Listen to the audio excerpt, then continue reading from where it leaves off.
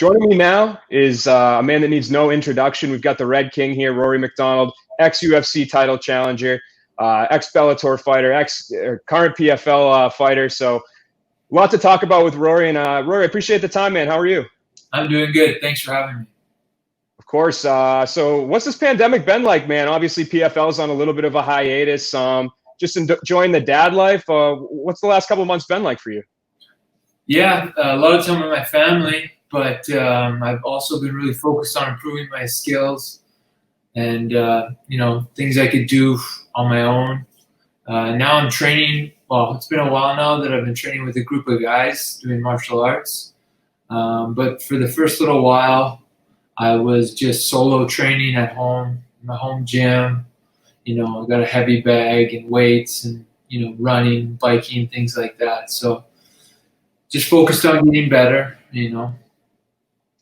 Yeah, for sure, man. And, you talk about the training. Is it difficult at all to not have a date in mind to know, hey, it's going to be at least another 6 months before I fight? Is it tough to kind of manage that training, not overtrain, or is it something that you've just figured out as you've gone along here and it's not much of a change?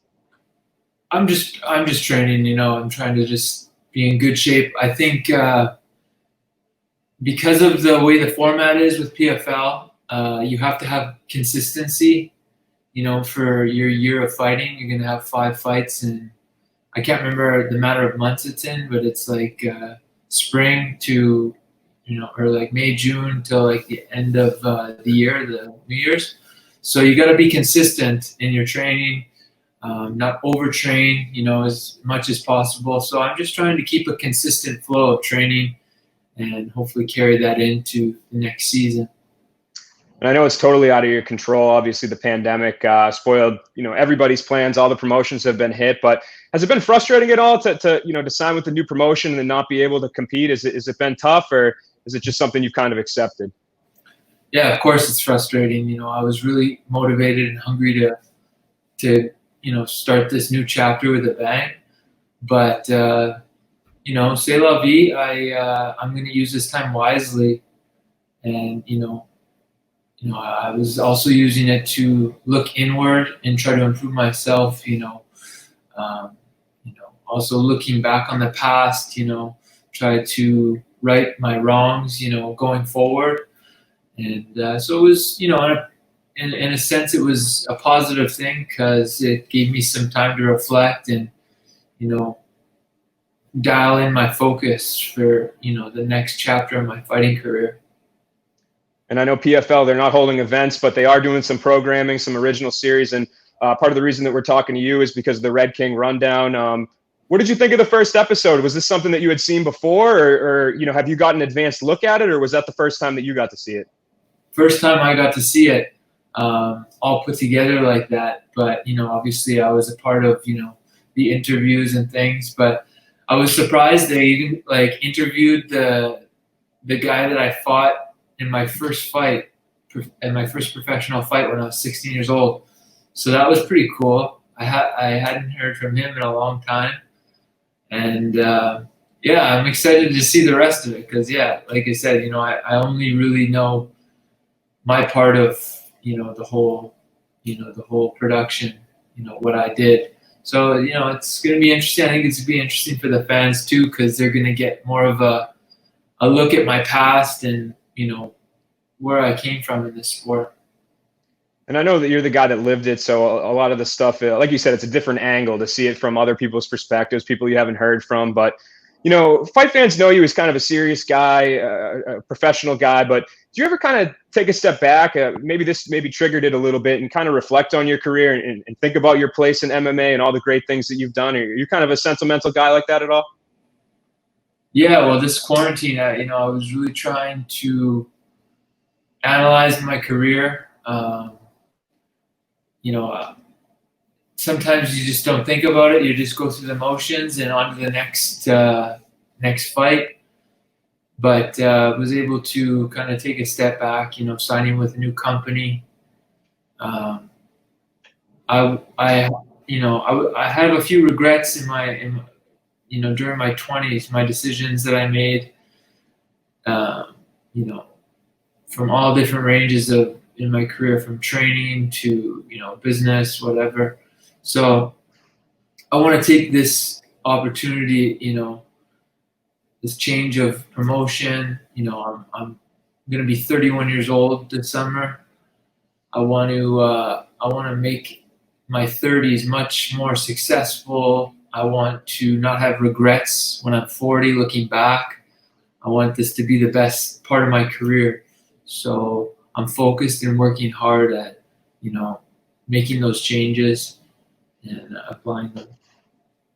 Yeah, and when you talk about the regrets, what are you talking about? Is there anything specific really that stands out? Things that you wish you had tweaked, or is it just like small things here and there? I don't. It's a tough word, regret. I mean, everything I've done, everything that's happened, has led me to this position now and gave me a lesson to learn from. So, those experiences are, worth their weight. So, but obviously, if I knew what I know now, I would have, made some different decisions, maybe trained differently, maybe stayed a little more focused in some situations. There's a lot of different little pieces that, I've looked back on and be like, oh, I wish I did that different. I wish I did this. So I want to take those lessons and,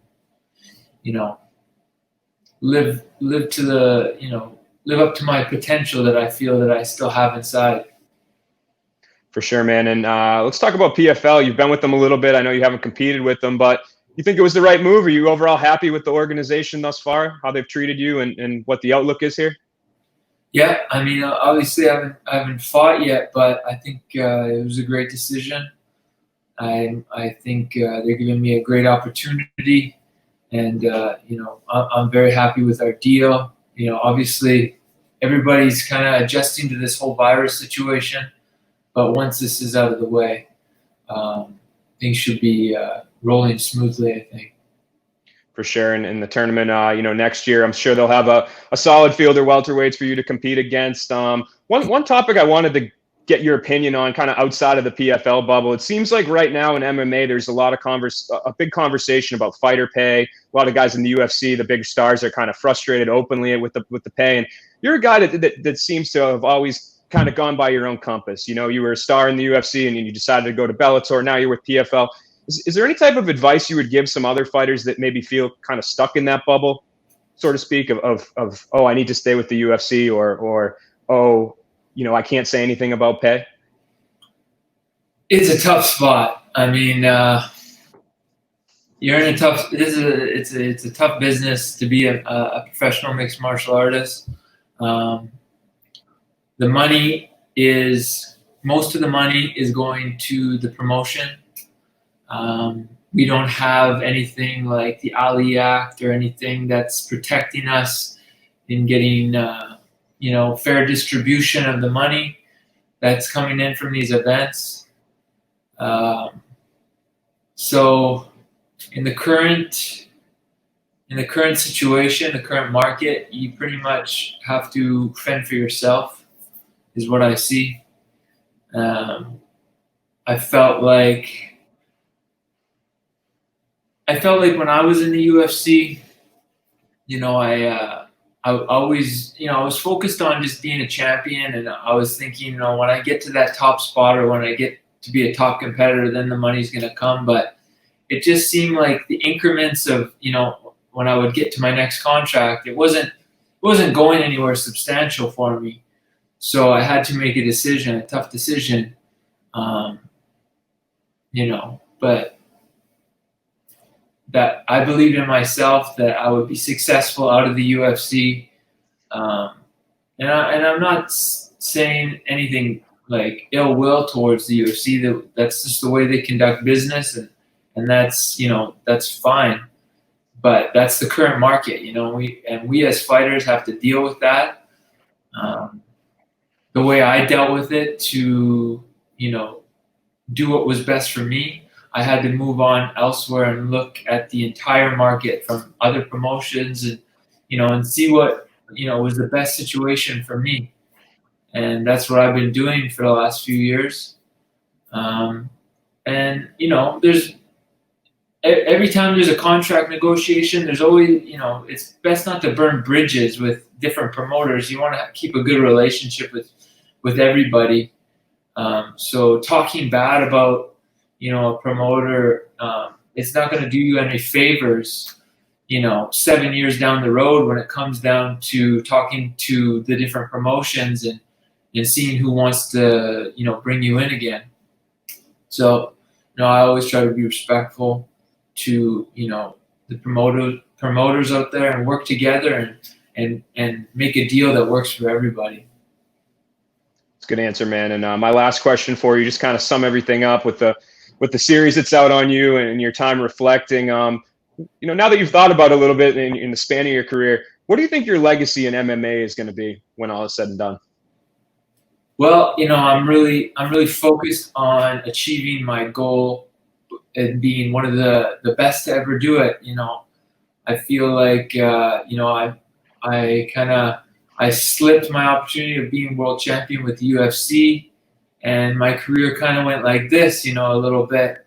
So in my 20s, so my 30s, I really just wanted to just be, an uphill, I want that, uphill trajectory.